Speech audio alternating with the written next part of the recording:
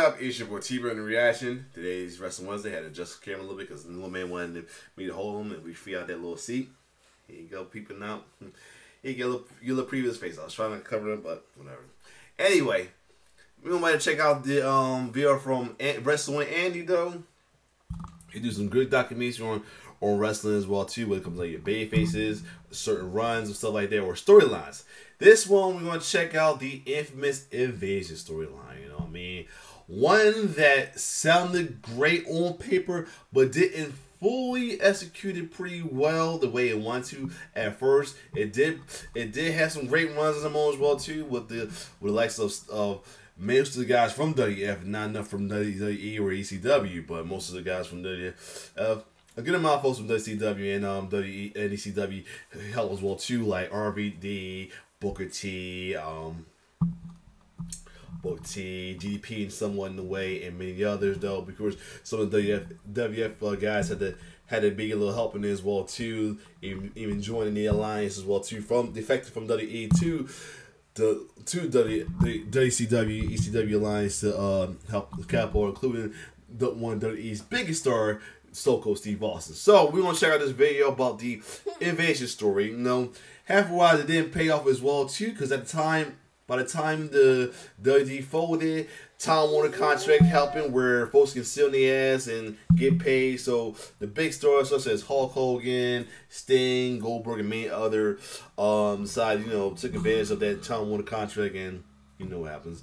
So we ended up getting majority of the guys were like folks, except for Booker, other than Booker T, DDP, and majority of them was like up and coming names of WCW as well too. So some familiar faces from ECW helped as well too, and of course some WWF faces had to help as well too. So without further ado, let's check out the Invasion story, the E versus the Alliance documentary. Let's get it. There may be no greater case of a missed opportunity in wrestling history than with the Invasion angle. Facts. Yes, for fans, it was the ultimate dream scenario. Take the two biggest companies in North America and finally have them collide with each other to see who ultimately was the best. On top of that, for people inside the industry, it was the all-time payday opportunity. After all, who wouldn't want to pay to come see the top stars of WWE finally take on the top stars of WCW? And then when you ended up throwing a spanner into the works in terms of the Renegade No. 3 promotion, ECW, who began circling around the whole thing at a certain point, threatening to take things to another level of extreme altogether and ruining the party for both companies. The possibilities seemed endless. That's why, when it finally happened then, and the fans got what they got, pretty much everyone was left disappointed. It should have been the best storyline in wrestling history, but in some ways, it ended up turning out to be one of the worst instead. But how did it all happen? Well, join us today as we take a deep dive into the whole story from start to finish in WWF versus the Alliance, the Invasion story. Hold on a second before I get started. I'm back. My man had a little time on my seat, my armchair or anything, and jeweled it all up, baby. Let's get this going. Hopefully he be still for some time. Before we talk about the invasion itself, let us backtrack a little and give some context for those who weren't around at the time. You see, back in the late 80s and 90s, there were two big names when it came to pro wrestling in North America. Vince McMahon's sports entertainment spectacle, WWE, and Ted Turner's Southern wrestling promotion, WCW. And while both were most certainly in direct competition with one another, up until the middle of the latter decade, it were WWE who were the clear number one, with superstars like Hulk Hogan, Macho Man Randy Savage, and the Ultimate Warrior all making their names there. That said, however, once the steroid trial hit and McMahon was forced to drop a lot of his older, more muscle-bound stars, WCW were only too happy to pick them up and give them a new home under promises of big money contracts. And in the end, it was this, combined with the groundbreaking NWO angle, which saw them manage to overtake their northern competitors for a period starting in 1996, becoming the #1 wrestling promotion in the world during that time, as they were able to start the fires of the upcoming boom period. Responding to this then, WWE would develop a whole new roster of stars, this marking the beginning of the Attitude Era, as now, with the likes of Stone Cold Steve Austin, The Rock, and Triple H on their television, they managed to turn the Monday Night Wars into a two-horse race once more, giving fans the excitement of being able to flick between Raw and Nitro live every week, watching all the top guys and pondering over what it might be like if one day they were able to collide with each other. Come 1999, though, mismanagement and poor booking within WCW had led to fucking Russo's, like I say. That company beginning its dramatic fall, one that would eventually climax with them going out of business only a year later, to be bought out for pennies on the dollar by McMahon himself, with this formally marking the end of the war and leaving WWE the victor. Of course, this had the knock-on effect of pretty quickly taking much of the excitement out of wrestling, as now, with no competition left to fight, it was feared by many that the urgency which had driven WWE to become so good during this period would wither away. And this was made even more of a concern when ECW, the renegade third brand of American wrestling, which had directly inspired the Attitude Era and basically acted as the punk movement to the two bigger promotions' pop and glam rock chart dominations, went bust around the same time. Luckily, though, this potential fan malaise wasn't allowed to fester for long, because on the March 26, 2001 episode of Raw, Shane McMahon would shock the wrestling world when he appeared on the last ever episode of Nitro to announce that, in storyline, he, and not his father, had purchased WCW, and that going forward, he would be reviving the brand in his own image as they once again challenged WWE for ultimate dominance. And for a minute, it looks like they were going to be baby faces, but I guess that piss poor match made them get booed, so they may have been de facto heels. Yes, could be wrong. Finally, now, with everyone working under the same umbrella, fans were going to get to see WWE versus WCW. And of course, with this news, instantly, everyone began speculating on the whole host of dream matches that this would inevitably lead to. Steve Austin versus Goldberg, Sting versus The Undertaker, the NWO versus D-Generation X. The possibilities seemed limitless. And as the months followed and fans eagerly waited for Shane to make his move and invade his father's promotion, excitement reached a fever pitch. What they didn't know, however, was that, as they were waiting, WWE were trying to get a separate TV deal for their new acquisition, hoping to run it as a completely different promotion on a different channel like it had done before. Yes, it's crazy to think now, but had the McMahons been successful in this early idea, we may have never gotten the invasion at all. Luckily then, or unluckily, depending on how you look at it, they weren't successful with this, as TV companies by and large just found the WCW brand to be too worthless at that point. And so, with this in mind, WWE would return to the idea of staging the most ambitious storyline they'd ever done, the one every fan had really wanted to see in the first place. That was how, on the March 28th episode of Raw, WCW star Lance Storm would fire the first shot in the war when he performed a run-in during a match, this causing the live crowd to explode as they realized it was finally on. And sure, in hindsight, it may have felt like a weird decision to have Storm be the first guy show up and not somebody bigger like Hollywood Hogan or Ric Flair, but at the time, it didn't matter. It was WWE versus WCW. Then, when Hugh Morris attacked Edge the next week, and this was subsequently followed up by Booker T showing up at the King of the Ring, fans began to wonder, where were all the big stars? Sure, Booker T was still the WCW champion at that point, but the people watching knew that there were far bigger names out there, and they wanted to see them show up too. How disappointed they would be then when it quickly became clear that most of these stars weren't coming. This being as a result of the fact that many of them had guaranteed contracts with WCW's former parent company Time Warner, which saw them be able to sit at home and make millions without ever having to risk their bodies stepping in the ring. Nah, it's just something to think about that there. You get money that did not put your body in jeopardy. What you do? It's pretty much like seeing her work from home. I'm saying, what the option you get right there?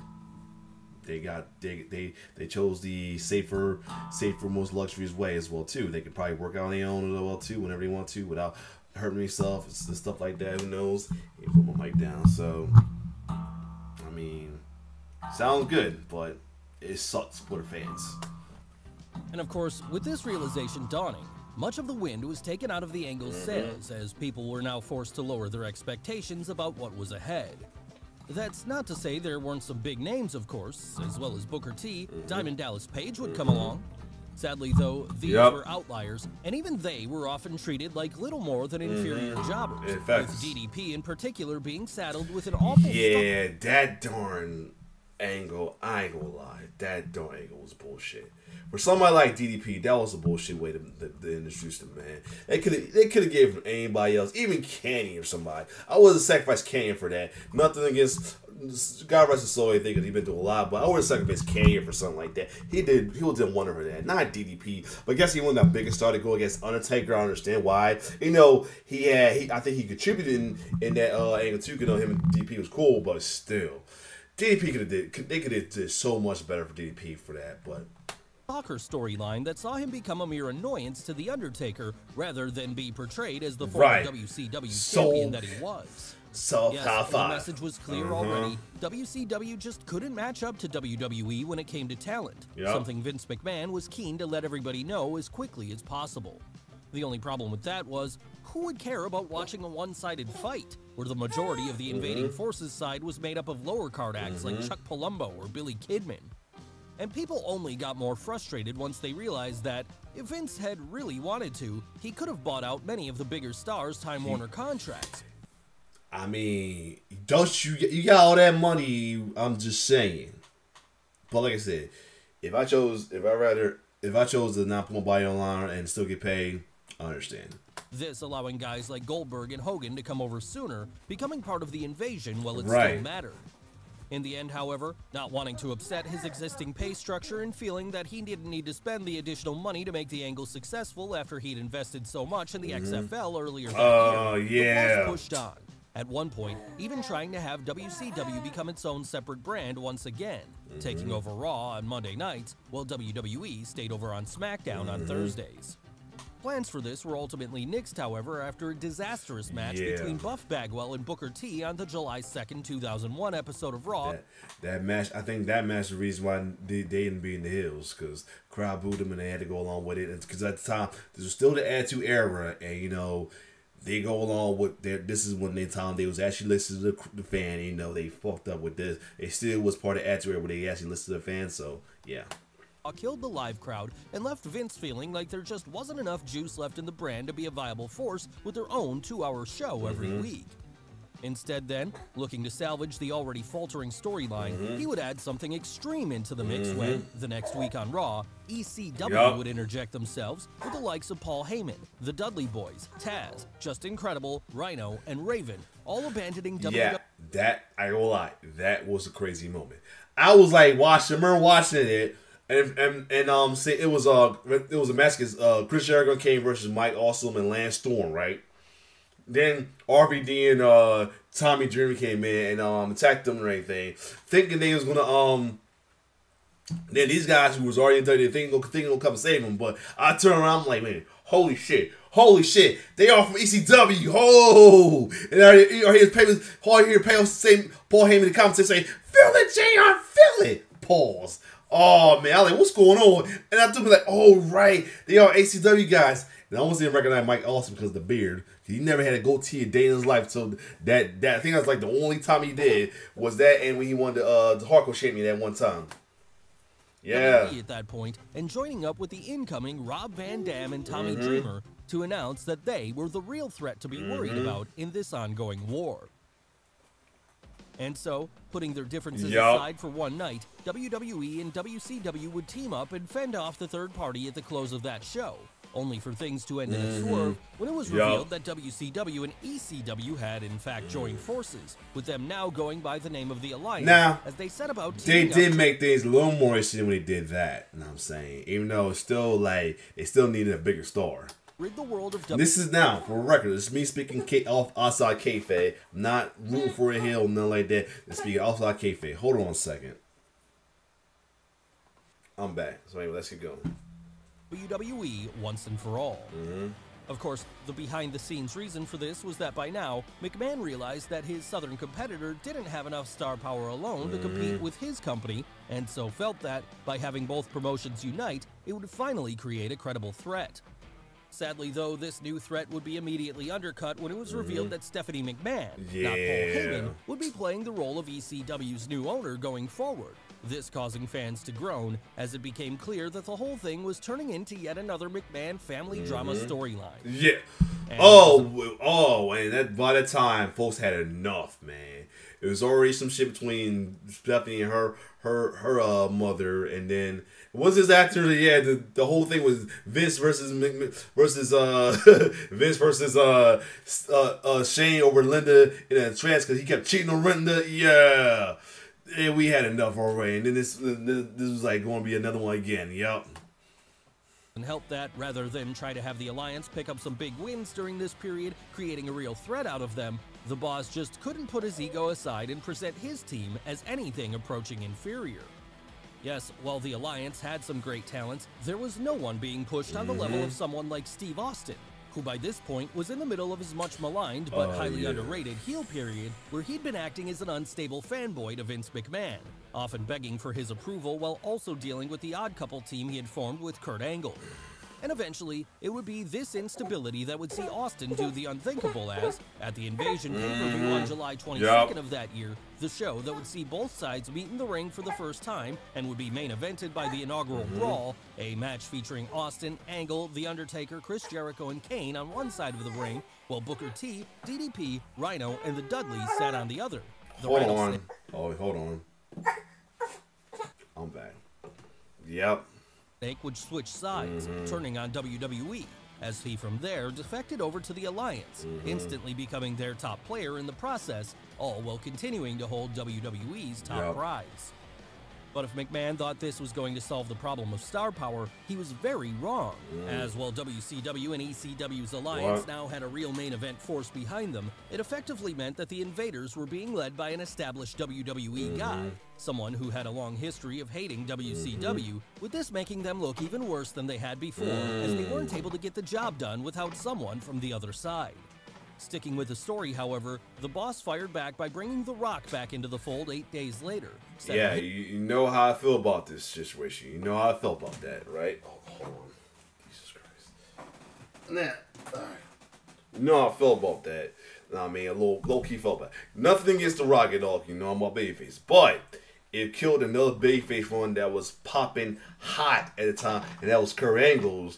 And then they had made it, and didn't make it worse, makes things worse. They made Kurt Angle defect to the Lions though. So yeah, that's one thing I did not like about that bringing in The Rock as well too, because it put a shot down Kurt Angle's highly popular babyface one he had, white hot babyface one he had going for a minute, man.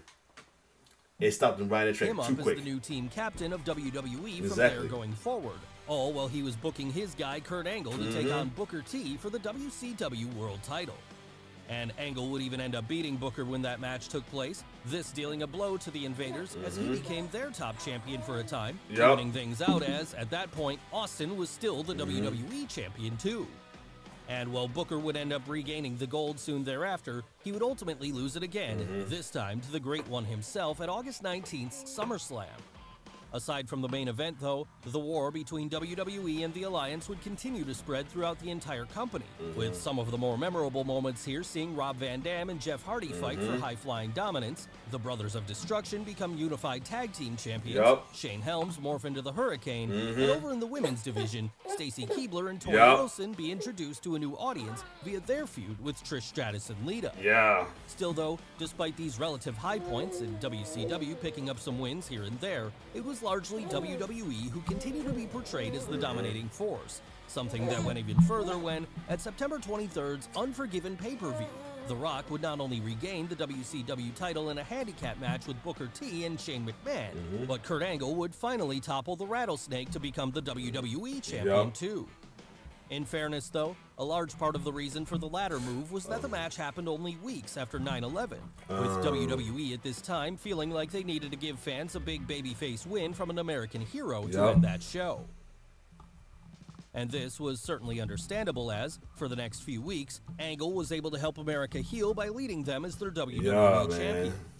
In the end, though, the story would return back to its original track come the time of the next pay-per-view event at October 21st's No Mercy, where Austin would get both his win and his title back, all while elsewhere, WWE's forces were beginning to crumble, as The Rock and Chris Jericho found themselves battling each other over the WCW title, with Y2J actually winning the belt that night, this being the first world title of his career.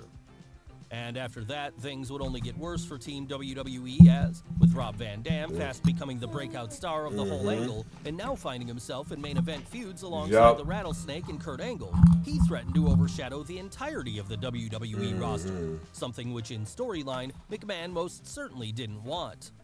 As well as this, the Boss would also lose one of his key warriors around this time when the Olympic hero himself decided to jump to WCW. Yeah, that was bullshit. Doing so on the October 29th episode of Raw, and leaving WWE shattered and broken as a result. Following on from this then, Vince would announce that it was time the whole invasion came to an end once and for all, as he'd booked a winner-take-all match for that November Survivor Series that would see 5 members of each team take on each other in a 10-man elimination tag match, with the loser going out of business for good and the winner reaping all the spoils. And so on that night, it ended up being Team WWE led by The Rock, Chris Jericho, The Undertaker, Kane, and The Big Show, taking on Team Alliance, featuring Stone Cold Steve Austin, Kurt Angle, Booker T, Rob Van Dam, and Shane McMahon. Translation, those who were officially signed to WWF. I'm dead serious. You think I'm lying? I'm dead serious. Because if you notice, majority of folks that was with them in the beginning are gone. Either got sit down to the wherever the development company was either D-South or Heartland, or didn't get signed anymore, or they didn't sign them. So yeah. Hold on. Back.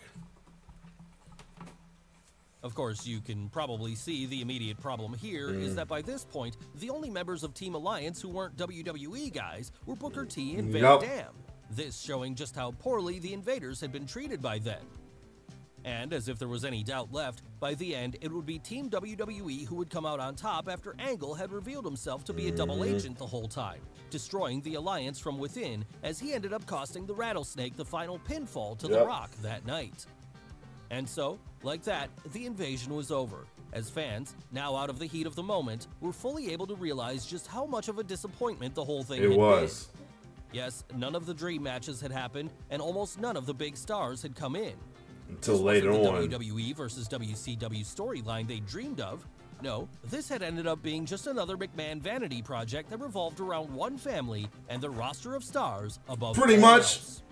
As well as this, it felt like there had been little interest in actually making any real new stars out of the Alliance members, with only a few like RVD and Booker T managing to fall through the cracks, while other assumed surefire hits like Diamond Dallas Page went by the wayside. And to rub salt in the wound even more, the very next night on Raw, after banishing his children from the building, Vince McMahon would be interrupted by Mr. WCW himself, Ric Flair, the new partner, company right after the Angle had ended to start a new after that would see him become co-owner of the company for a time. Why couldn't the Nature Boy have been brought in before this so as to help what should have been the biggest angle in the industry's history? That remains a mystery. Pushing away from the failure of the whole thing for now, though, WWE instead focused on integrating what WCW and ECW members they wanted to keep into the roster in the weeks that followed, all while they simultaneously began unifying all of the belts. This ultimately ending with the crowning of the first ever undisputed world champion at the following month's Vengeance pay-per-view, where Chris Jericho would surprise many by earning the accolade. But of course, fans didn't really care about any of that. They just wanted to know how such a surefire hit storyline had managed to flop so badly. Sure, there were a scattering of big-time WWE stars that missed the whole thing due to injury, names like I feel like Triple H was probably been the one that didn't defect into WCW if he didn't get hurt. I would felt that. I would felt he'd have took over instead of Austin, in my opinion.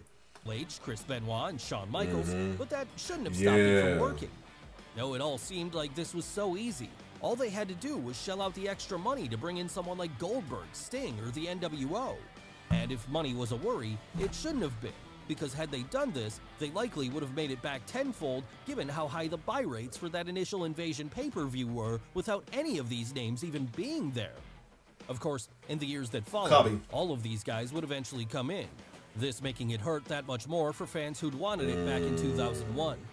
Yes, the NWO would inject WWE with a lethal dose of poison. Yeah, it'd be his, and once again, it was still all about the McMahon because it was his idea to bring him in. In February of 2002, This leading to the True Dream match between Hulk Hogan and The Rock at WrestleMania 18, and a year after that, and Goldberg would make his debut with WWE 2, ultimately coming one day too late to have that long-awaited showdown with Steve Austin, as the Rattlesnake would have retired the night prior at WrestleMania 19. After that, and the other remaining names such as Rey Mysterio and Scott Steiner would gradually funnel in as well. Hell, it took over a decade, but even Sting would finally arrive in 2014, although far too past his prime at that point to have his dream bout with The Undertaker. And didn't do that nothing said, with him. most of these guys would be woefully mistreated in WWE when they did finally show up, likely due to the stigma Vince McMahon had placed on them for being a part of the enemy back in the 90s. It's a sad reality for sure. That's the one thing I'm a little bit. That's one thing I'm low key afraid about if they with Cody Rhodes. If Cody Rhodes is like Lapo and hold on. I am back. I had to take the little man up to the mommy though. He was getting a little too antsy and fussy, and I'm like, mom was okay with taking them. But anyway, I was trying to say that the way Vince was doing like the WCW guys, former WCW guys doing kind of dirty and everything. There's one thing I'm like low key he hoping it don't be the same situation with Cody Rhodes, you know, being with AEW, being the company that's trying to put WWE. There was enemy to WWE at one point as well too, especially with the Throne Slammer and everything, because a lot of people thinking that's why one he lost at 39 and because why he was getting his diverse adversity angle as well too with Brock and all that as well too, thinking that was like a punishment for that. Who knows? Hoping like he still get this win at WrestleMania 40. You know, folks still don't want it. There's still folks that still don't want him just cause, or I don't know. But anyway, I'm hoping Cody don't get that Triple H's ain't paid like that. I mean, but who knows? But anyway, but the fact that I'm saying that because of what they say, why Vince McMahon didn't do right, especially with him, man. I'm still a little disappointed how they brought him in and didn't do right with him either, man. That sucked. But anyway, let's go. AEW's treating this man better, man, for real, and give him the proper exit as well too. With that, my bad, hit pause on that. Here you go. It is reality nonetheless, and because of this, the whole thing was never going to work. Still, that wasn't to say there weren't some silver linings that came out of the whole thing. Kurt Angle became a top-level babyface, and as previously mentioned, Rob Van Dam was the breakout superstar of the whole thing. Right. His unique in-ring style quickly catching on with audiences so much that he became one of the few babyfaces on the Alliance side.